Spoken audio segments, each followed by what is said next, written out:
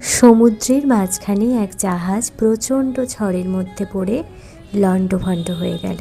সেই জাহাজের বেঁচে যাওয়া এক যাত্রী ভাসতে ভাসতে এক নির্জন দ্বীপে এসে পৌঁছল।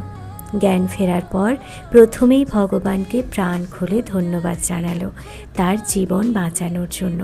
প্রতিদিন সে দ্বীপের তীরে এসে বসে থাকত, যদি কখনো কোনো জাহাজ সেই দিকে আসে এই আশায়, কিন্তু প্রতিদিনই তাকে হতাশ হয়ে ফিরে আসতে হতো। এরই মধ্যে সে সমুদ্র তীরে তার জন্য একটা ছোট ঘর তৈরি করে ফেলল। সমুদ্রের মাছ ধরে এবং বন থেকে ফলমূল শিকার করে সে বেঁচে থাকলো। এরই মধ্যে সে একদিন খাবারের খোঁজে বনের মধ্যে গেল। বন থেকে সে যখন ফিরে এলো তখন সে দেখলো তার রান্না করার উনুন থেকে আগুন লেগে পুরো ঘরটি ছাই হয়ে গিয়েছে এবং তার কালো ধোঁয়ায় আকাশ ভরে গিয়েছে। লোকটি চিৎকার করে উঠল, হে ভগবান, তুমি আমার জন্য এটাই ঠিক করে রেখেছিলে? পরদিন সকালে এক জাহাজের আওয়াজে তার ঘুম ভাঙল। জাহাজটি সেই দ্বীপের দিকে তাকে উদ্ধার করার জন্যই আসছিল।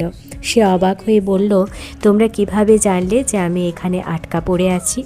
জাহাজের ক্যাপ্টেন জানালো, তোমার জ্বালানো ধোঁয়ার সংকেত দেখেই আমরা এখানে এসেছি।